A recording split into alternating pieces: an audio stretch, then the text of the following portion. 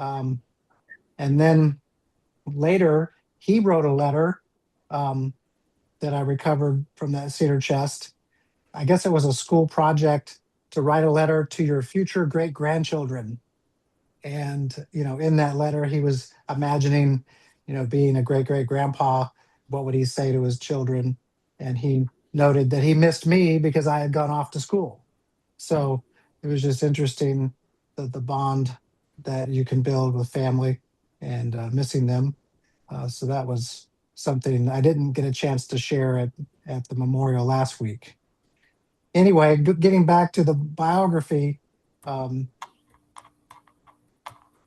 we noted when he was dedicated in 1978 at the church and then baptized later in 89 and then went off to Shenandoah Valley Academy in 90, the 92-93 school year. And then after he graduated high school, he went right off to Thailand. Some of you might remember to teach English at the Adventist school there in Thailand.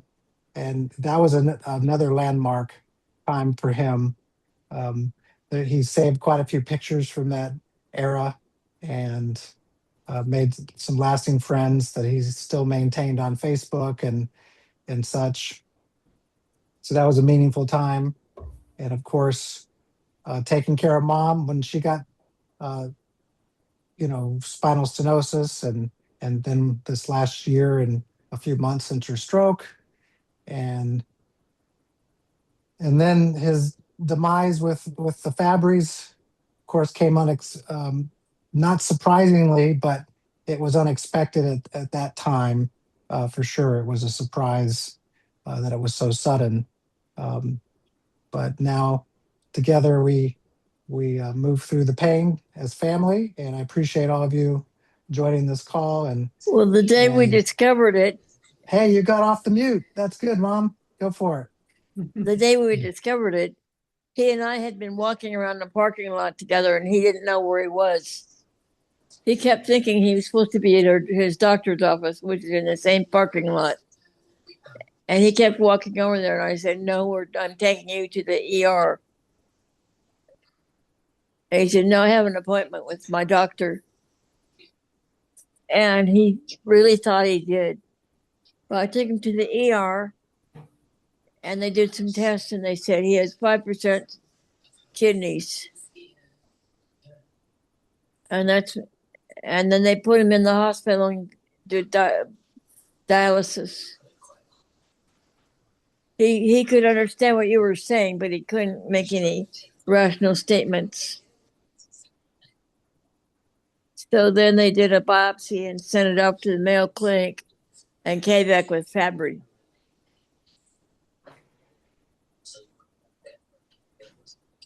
That was very rare, and he was born with it. That explains some of his trouble in school with all those toxins in his brain. Thank you, Mom. And now we can, I guess, go around, Dad, if you... Oh, sorry, Mom.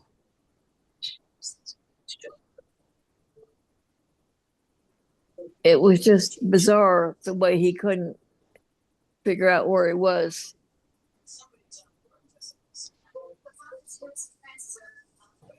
And he couldn't make rational statements.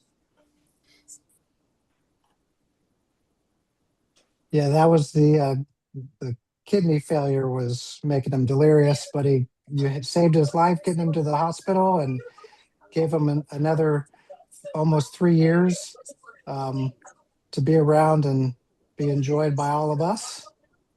Yes. And at the same time, he saved your life, Mom. When she had her stroke, he called for help, and paramedics got there in time so that she did not die from the stroke. And although she disabled, not able to walk, as you can tell, she was able to communicate and navigate an iPhone as well. So good job, Mom.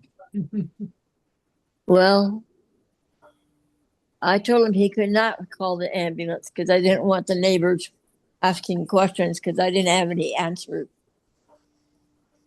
So he called anyway. He learned the signs of strokes in a class in school. They taught him how to recognize a stroke.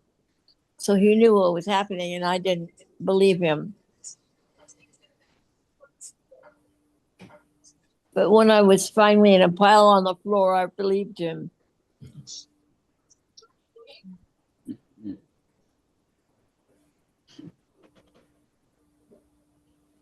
And it was caused by AFib. Most strokes are.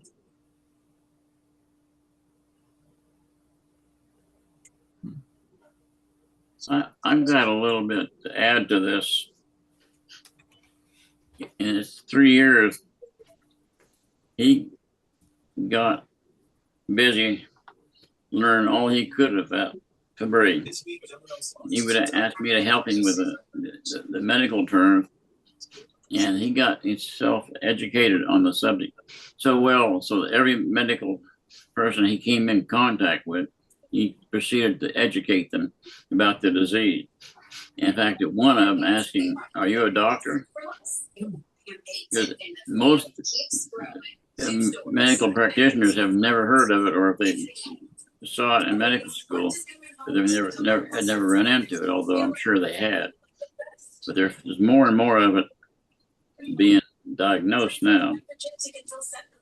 Let me add real quick. One of the Facebook groups I belong to is told it's Fabry patients. Most a week or so ago, a woman come on to ask her. Well, it took his kidneys first, and then it took his esophagus, and it was starting to take his heart when he died. And this woman was asked if she could talk about a book she had just written. It's called Silent Inheritance. It's a defective enzyme. And the book, apparently, she just wrote little snippets.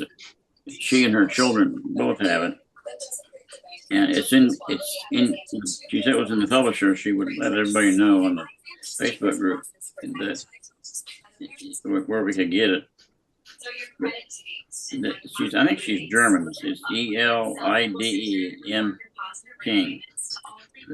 She's written, and it's amazing the amount of people on that group started sharing their stories, and so many of them matched so many of the struggles and symptoms that Jeff had.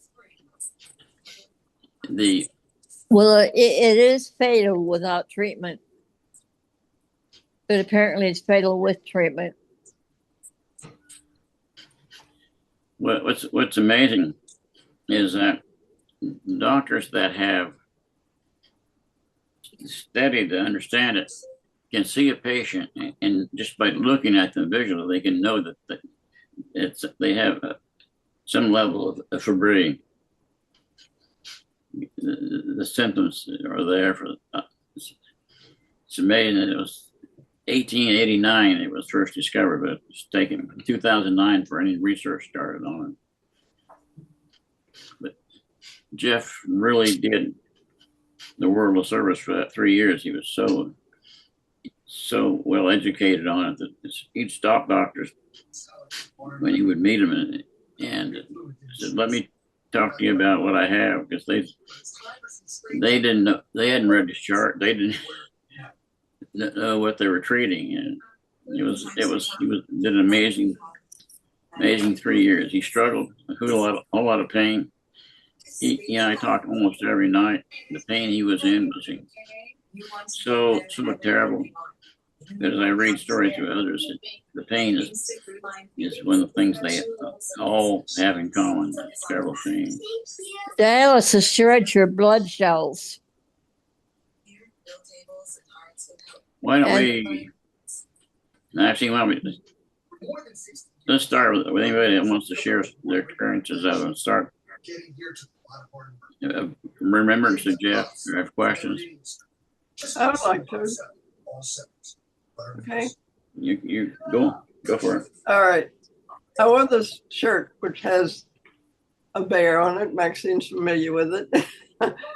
But I wore it to remind the group and to remind myself, Jeff's beautiful, besides being a beautiful soul and always kind and helpful, but he also had a keen sense of humor. And when he found out that I had been in the store one day and this woman came up to me laughing, and it's a polar bear, a complete thing of a picture of a polar bear. And the woman came up to me and she was laughing and she said, "Oh my goodness," she said, "I thought you were holding some kind of weird looking dog." And after that, whenever Jeff saw me in the shirt, he would say, "Well, you got that weird looking dog on again." But we were able to talk about, the Hitchhiker's Guide to the Galaxy and Star Trek and all that kind of thing. He was a Trekkie, and he loved anything that had to do with with outer space. But the biggest thing that I remember of him was just being so kind, so sweet, and funny. And we miss him. Thank you. That's true. Anybody else?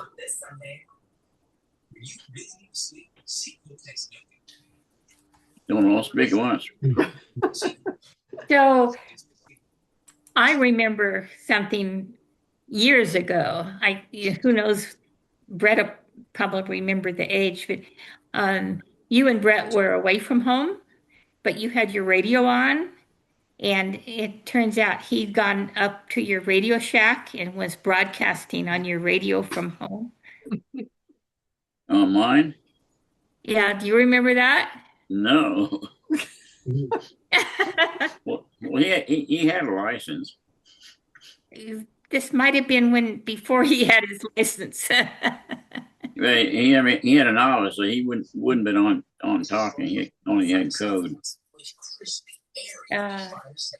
Hello, Oh, Jay. Good to see you. I don't see you. There we see you. Hello, Jay. Yes. Yep. Sorry, just Hello, got Jay. home from seeing Dad. How's Dad doing? Yeah, he's dead. Okay. So stubborn as always. Well, thank you for trying. It's good to see you. Thank you.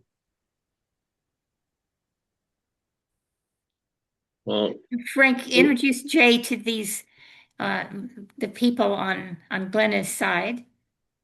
Okay. Jay, Jay's Jan's brother. This is my wife, This is my wife, Glenna, Maxine. Yeah. That's Jeff's mother. And And then at the top, no, where they go? They're in the middle next to us is Jan and Dan, the one with the goatee. Okay. my son, like my son. And Brett is my other son. I don't know where he is on your screen, but he's next to Madeline. Okay. You got moved around. Yeah. Okay. And Mary. And then over on the far right on far left of our screen is Mary and Joe. Mary is Glenna's daughter. Dan is her son. Yeah. Hi, Jay. You get everything right? And Oh. okay. And Frank is my husband of 40 years. Okay. And Frank, can you say again how Jay's related? Oh, yeah. Jay and Jan are my sister, Jeannie's children. Gotcha. Passed away 2 years ago. 3, Yeah. almost 3. Almost 3, yeah. Yeah.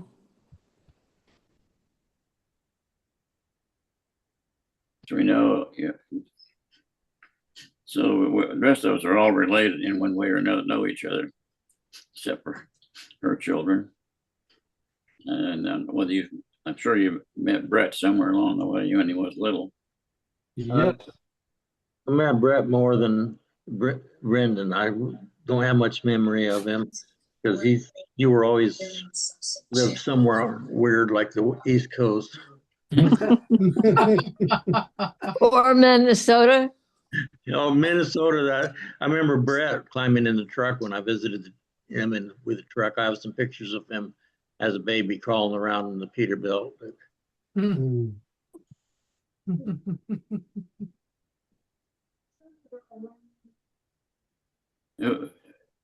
I remember What Brett. Peterbilt you're talking about? 74 Pete Cabo, or that I would go for Dad. Oh, that one. Yeah. That goes way back. Yeah. Yeah, but a couple years. Yeah. Yeah, I'm getting old. I remember these things. Brett, do you remember that? We were in Minnesota then. Yes. When was Brendan at Pacific Union College? What year Wasn't was that? We're trying to figure that out. Was it in the late 90s? I just remember that he would come on the weekends and come down to our house and spend some weekends with us. I remember that he and Jeff and Scott would get together and play games, and we had quite some interesting weekends. Oh, wow. During the time that he was there. I think he spent several weekends with us while he was there. Yeah. He was never really enrolled, and finally he had to leave, and I think Murl, and you went up and picked him up and all this stuff. And I picked him up from there and brought him back home. I don't know what year that was. You remember that, Murl? No, I don't. It was in the 90s because Scott was up there at the time. Yeah, it was probably the late 90s. Yeah. No, it had to. I went to work for that company in '98, so just after Brett was married. It was probably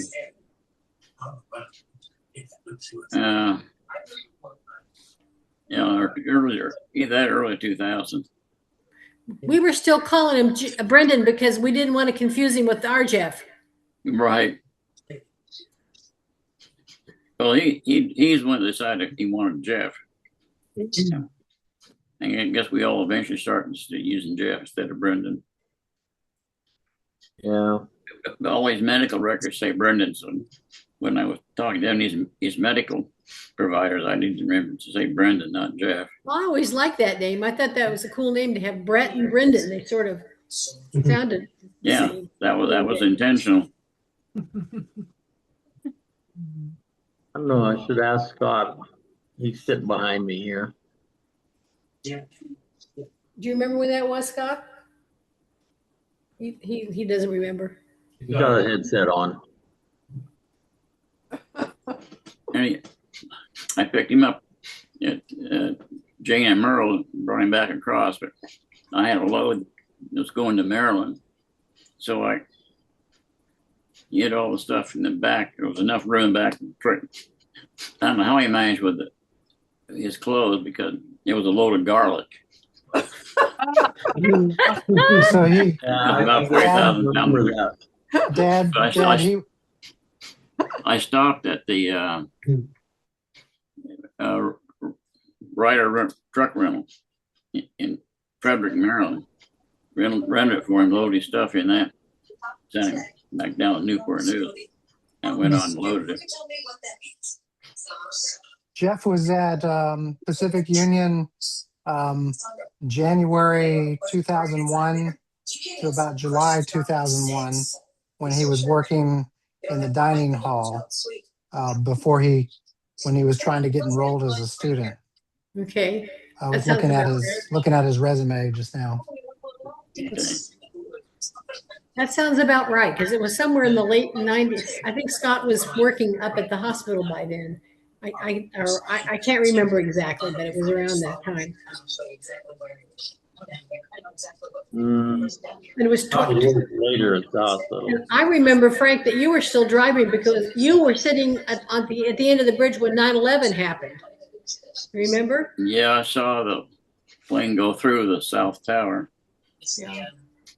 And that was right after you took him back, wasn't it? Yeah, I guess it had to have been. Mm-hmm. Yeah, because it looks like he left PUC around July or August of 01. Well, I have another statement to make while we're celebrating his life.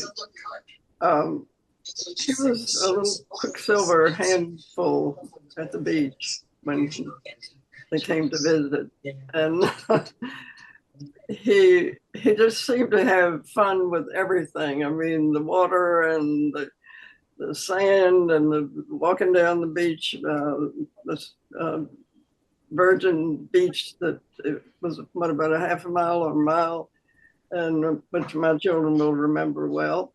And but the funniest thing that he did was I was at work and he sort of slipped away from Frank one day, and it was a Saturday, and it turned out that he had gone down. It was like 40 houses, 30 or 40 houses, and it was a private area, but and a sand road. But anyway, he had slipped away from Frank and had crashed a birthday party down the road.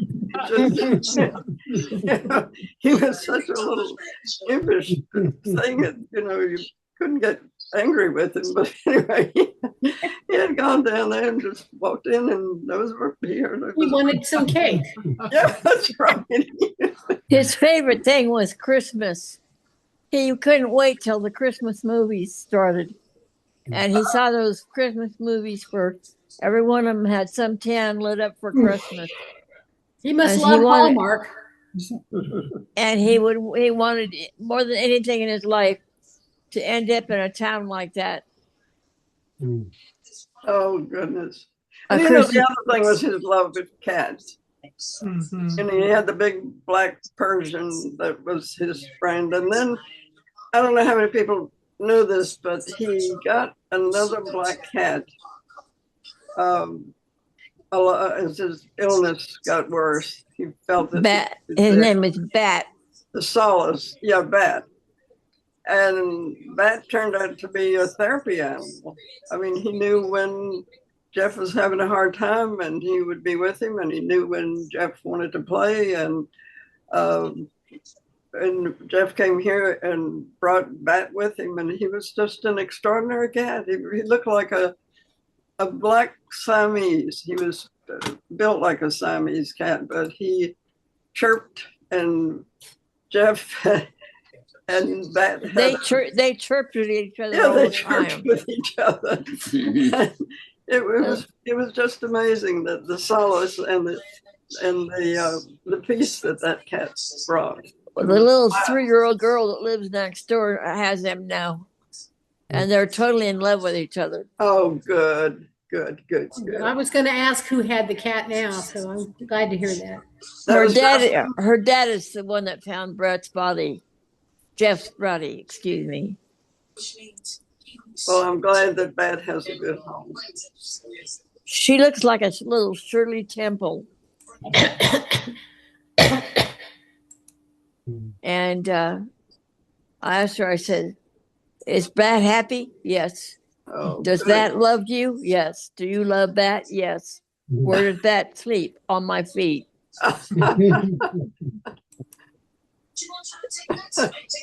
Oh, she's a precious little girl, and she just loves him so much. Oh, I missed the part earlier about the church service that was today, his memorial service. Was that recorded, I hope? Yeah, it's on the church's YouTube channel. We can send you the link. Hampton Roads SDA Church. Hampton Road, okay. Where we grew up. Yeah, it's saved. Thanks. And she wasn't there that day, but her dad was. He noticed for a long time that Jeff hadn't moved the car to go to dialysis. It was a few days. So he then started calling him on the phone. And he didn't answer. And then he called for the police department to do a health check.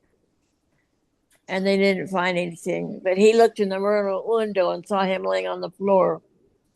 He asked me if he could break in the house, and I said, of course. So he found him and made all the phone calls, and then came down here to tell me. Hmm. He walked in, and I saw his face, and I knew he was gone because he was crying. They'd gotten to know each other gardening over the summer. Yeah, he's an incredible neighbor, really. And I kept asking He is a very for his phone number so I could have it. If anything, he would never remember to give it to me. But he did it.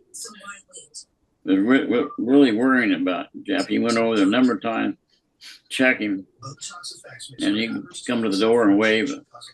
He said the mattress was dislodged, so he figured that Jeff had grabbed it, and that's something Jeff would have done. He lived in fear of having a stroke like I did because he saw what it did to me.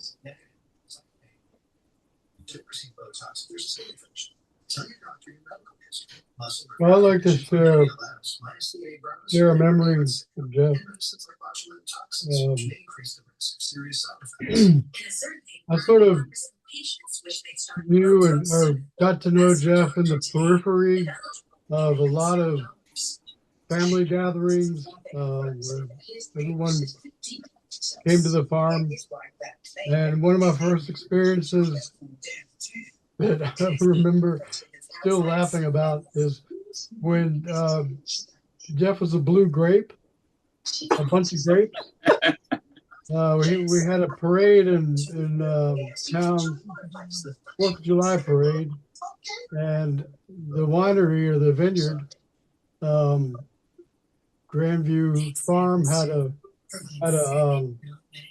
float, and we were all on it with bales of hay, and everyone was dressed up, but Jeff was covered in purple balloons, and I think he was kind of purple, wasn't he?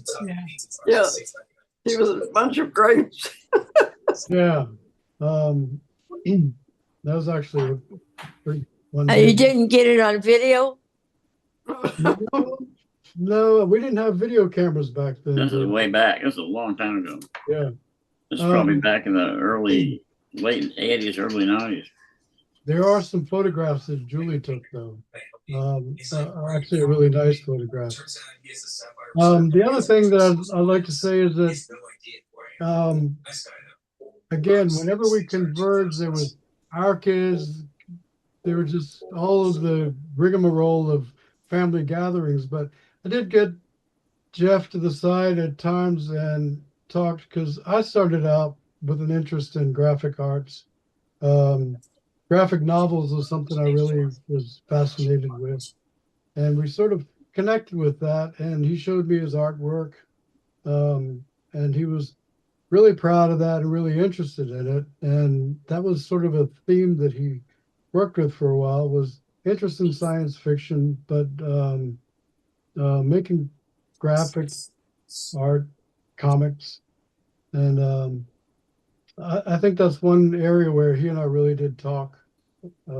I found some writings that he did back then. He wrote quite a bit, and I found those notebooks. But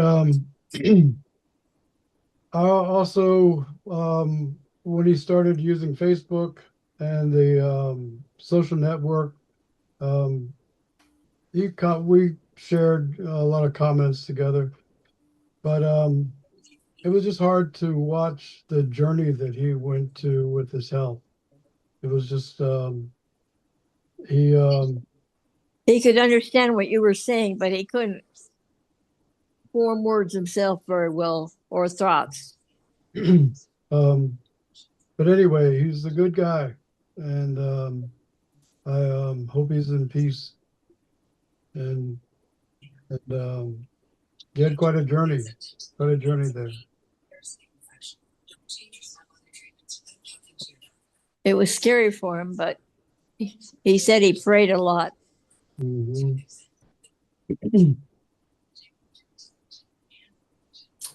And all of his half siblings have Fabry too. but theirs was caught early enough before damage. Wow. However, most of them never lived beyond their 50s. Hmm. Yeah, he lived longer than most of them do live with the disease. Because even these different enzymes that they are coming up with now, or they don't cure it. I guess, as Jeff would say, prolongs his life, but he's still in a whole lot of pain. He can't do anything. Because he had dialysis 3 times a week. And of course, it affected his heart, so they wouldn't do a kidney transplant. So he said it was just, he drew all the Joker cards. Hmm. Yeah. Oh God. I'd like to share my memory of Jeff. Is my mic Thanks. on? Yep. Yeah. Oh, okay, good. I'll share after my brother Dan, because his memories of the farm and mine also were where I had seen Jeff the most. And Jeff was kind. He had a heart for caretaking, watching out for people, and not putting anybody, allowing himself to go first before somebody else went. He was really good with the younger kids, the children that came. He would kind of stay with them and hang out. And I remember that he never wanted to be the center of attention. But there was one Thanksgiving that we were all just sitting around the table. We had eaten and we were sort of cleaning up, but nobody had left the table yet. And Jeff sticks his thumb into some gravy and sticks his gravy-covered thumb into the candle flame. And he pulls it back, and he's got like this 2-inch flame on his thumb. And it was really funny because he was just kind of being silly, but then he realized the seriousness of his thumb being on fire. So that was a funny memory. Yeah. But I did have the privilege of sitting with him on the porch. And it was when he rallied. He had gotten better because he had his esophagus stretched and he was able to eat food and able to put on a little bit of weight. Yeah, he'd lost 100 pounds. But when I saw him, Maxine, he looked better because he had been able to eat. And he sat on the porch and he had this cane and he had a flannel plaid shirt on and jeans. And he had shared years ago that he always wanted to live in a log cabin on a farm. Well, there he was. He was sitting at the log cabin on the farm, and he told me the whole story about what he went through. And it was, I don't know how he did it. He had good medical team working with him. And it seemed like every time he needed transport or he needed to be somewhere, somebody provided. There was always something that got him to where he needed to be. Uber. His Uber. insurance company paid for it. That was so good. He was so sweet and so kind. And I know he took care of you, Maxine. He took care of his dad. Was it your ankle that was broken, Frank? He came to Right. Oh, it had arthritis that they did surgery on. He came and took care of me for about 2 weeks, right before Christmas. Yeah. So he had a lot of patience, a whole lot of patience. Yeah. Yeah. So we miss him. He's a sweetheart. Well, I'm going to miss him next when week. VCU did the surgery on his esophagus, they said it was an emergency because he wasn't getting any nutrition at all. What he had was achalasia, and that's rare. And it was keeping its pockets of saliva in your esophagus that keep food from going down. But the food and the saliva were coming back out at the same time. Food was no longer enjoyable to eat. I bet when it was fixed, I imagine he was enjoying his meals a little better. If you guys are on Facebook, you could probably see he started posting from restaurants he was able to eat at after the surgery. Right. Yeah. Pancake House. Waffle House, Waffle yeah, House. That's it. Waffle House. IHOP, yeah.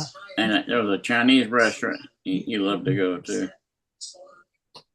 You know, that reminds me of when he came up here having lost so much weight and was in such a compromised situation. He was going to drive himself to UVA, and Frank said, "Oh no, you know that he would drive him," which he did. But the funny part of that Jeff responded to, I mean, he was thin and just at such a low ebb, and I don't know whether he had brought a cane or what, but I gave him a cane from my cane collection, which is a crazy thing, odd thing to collect. But anyway, I had one that had a gold-plated duck head, and I said, "I want to give you this to you. You're not going to look debilitated. You're going to look debonair." And so immediately his whole persona sort of changed, and he was sitting with, with the cane going back and forth and talking, and that was the high point. That was really fun to give him that cane, that sort of to be debonair instead of compromised. That was a fortunate thing. Doctors, the gastroenterologist, completely ignored him for a year. He wasn't eating, so finally he just took it on himself to find another one. He just made a call without going through his primary, which was apparently worth it. He went to mine. She was new in the area in Newport News. She spotted pretty much what was wrong, had a few tests done. As soon as the tests were done, she'd called him I need to see you in your office, my office this afternoon. So we went over there. She said, I explained to him what was going on. There's a surgery that can correct that, but I can't do it. But there's a doctor at UVA that can do that for you. So they communicated by phone and set up the surgery. To show how rare the achalasia is, he had 5 tests done it. The last one. This is something apparently. This is the only surgeon that knows how to do it. We actually esophagus. I was there when he woke up from the 5th test, and I asked the doctor. I said, "What are you going to do now?" He says, "I suspect it's achalasia, but if it is, I'll have to pass him off to a colleague because it was rare and he didn't know what to do with it." Well, that's when he went to my gastro guy. But what they did, just built, through the scope, built little scaffolds so the food would drop down from one, it would process, once it dropped down through the esophagus, because it wasn't, the gastric juice wasn't processing it, and it was just going through his stomach. But she did this in about a 2-hour surgery. And he was eating the next day. He stayed overnight, and I brought him back. He was eating, and he had to eat slow and wait for it. He could feel it just drop down through his esophagus. Amazing. But I sat up with him many hours when he was trying to eat, and he was practically crying because he couldn't eat. Well, through all the things that Jeff went through that I'm aware of, one thing I find remarkable is his intellectual curiosity. Yes. How he was wanted to be knowledgeable, and could tell you he could tell you the whole story about where he'd been and where he needed to go, but it was just a real high level of intellectual curiosity around. I think he learned, like Frank you said earlier. He was telling doctors, introducing doctors to the condition that he was suffering with. But that's something I just remember. Yeah. I did a road trip with him. I took him. Actually, I forgot exactly the nature of the trip, but he and I drove together down to Newport News. I think you took him back after that surgery. Yeah. He thought he was ready. He was here like a week. He got as far as Farmville. Right. And you and Jan picked him up, got him in his car all the way back down there. Yeah. Well, one thing I would like to say is that we are here to remember Jeff and to honor and to remember funny things and to celebrate his life. But Maxine, I would like to honor your life and your dedication, and you're the wonderful mother that you've been and a friend to me, and I love you. I love you too.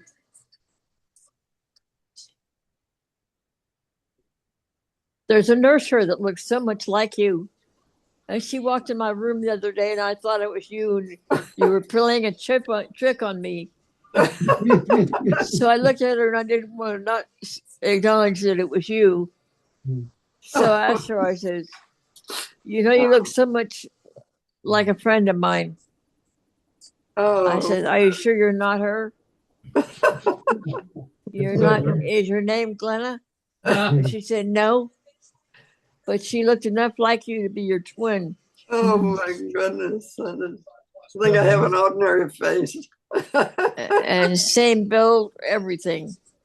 Oh, that is amazing. When she walked in, I thought it was you. But I didn't want to say it was you because I wasn't sure. Uh-huh. I didn't want to hurt her feelings. Thank you for that. Thank you. Yeah, I don't think you ever. One thing you forget when you have stroke is you forget names. Right. You can do that when you haven't had a stroke. Yeah. Still can do that. But you've been in my heart. You have been in my heart, Maxine. Thank you. Jay, do you remember back when you were, I don't remember how old you were, I took you for a plane ride? You remember that? I don't. I have several memories of plane rides between Uncle Murl and Uncle, what was his name? Uncle Woody. Yeah. And I don't remember any plane. I'm sorry, I don't remember plane ride with you. I think I was too young at the time. Well, you were young. One of those weekends, I was babysitting. Yeah, both your mom and dad were working. I took you up. And when they were living in Glendale. Yeah, I have any memories of Glendale. Okay. Now you were fairly young. Yeah. So we moved out of there when I was relatively young. I don't think I was even two when we moved. I don't remember. So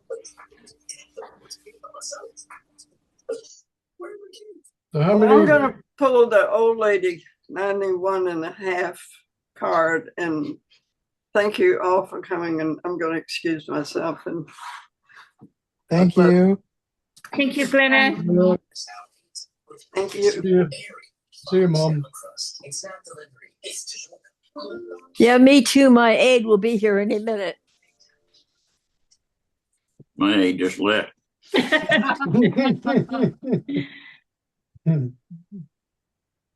Hey, Jay and Jan, do you remember when we came out to visit for vacation in the summer? I think we stayed at your house and we all got in your van. Jeannie and Bud and mom and dad and Jeff and I and went to Disneyland. Did you go on that trip or was it just me and my brother? Do you recall? Just you and your brother. Okay. But I remember going in your family van down to Disneyland. So I was wondering if we behaved in the van because I don't recall. I don't remember. Yeah, I don't think we were there. Okay. You got to stay home and take care of the house while the rest of us enjoyed the tour. Was that We went to Disneyland 9 times that year. People coming to visit when they learned we lived there. Mm. And that was a different year, Mom. That was before I was born. yeah, Brett remembers that it was before he was born. She's talking about when her and Frank used to live in the Los Angeles area. in Canoga Park.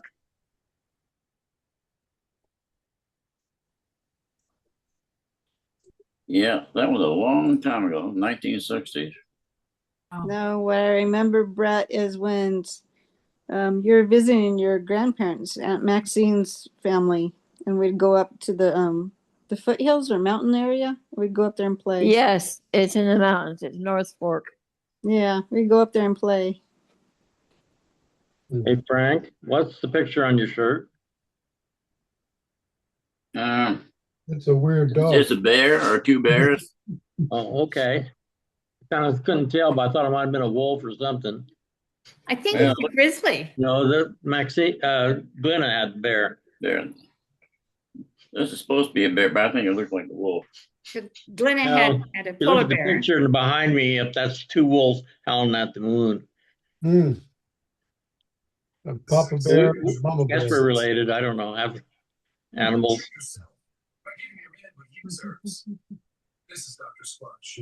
Very good. Well, it's been great talking to you guys. We don't get to see you all that often. We certainly are condolences on your loss. It's been years. Yes. Well, it hasn't been that long. We made it back to Frank back at. Oh, did you notice that the fall race is back on the oval this year? No, I haven't been following it, NASCAR. We're having a major storm here this weekend. Oh, well, Yeah. we're freezing here. It's in the 80s. We're supposed to get about, That's wrong. yeah, Virginia and the Carolinas are getting a, Well, here again, though, fortunately, the storm underperformed all the hype of all the meteorologists. Well, We got a dusting for about a minute this morning, but that was on top of the ice from last week. Yeah. It's been like Minnesota weather. Yeah. A friend of mine in South Carolina Highs in shares the his 20s. webcam, and it was snowing there all day today. Mm. Where what snowing was all south of us. Yeah. the Carolinas. Yeah. And they're expecting snowflakes in Florida. Oh, We've got about And I'm in sunny California. we have about 6 inches, maybe 7 inches of ice that is not melting. What was the temperature? And it's got a cap on it now. You can walk and not leave a footprint. wow. It's amazing. I've never really. Yeah. Next week's supposed to be in the 40s for high, so maybe it'll melt. What's our temperature right now? You got to drive on top of the ice in the driveway. It doesn't even break down. Yeah. No. Registering 73. 73 Well, right now. It was nice to meet you all. Yeah. Meet your family. Frank, I don't know. Well, Murl, I think you came by the farm one time. Yeah, I've been farm a few times. Yeah, I think I met you there. But yeah, That was before I got smart and moved to Arizona. Where it's a nice balmy 74 on our back porch right now at 6 o'clock at night. oh, Overlooking the golf course. It's going to get down to the -1 wind chill here tonight. yeah. Too cold. That's way it can freeze your Yeah. nose and your ears and your fingers very quickly. Yeah, we got our power bill today or yesterday. Yeah, you know it was cold.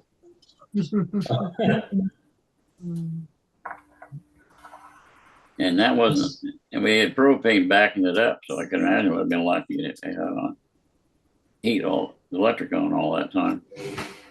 Yes, but we didn't lose our power. That was the best That's part. right. We did not Yeah. lose it. I was all prepared for it. I had plenty of fuel.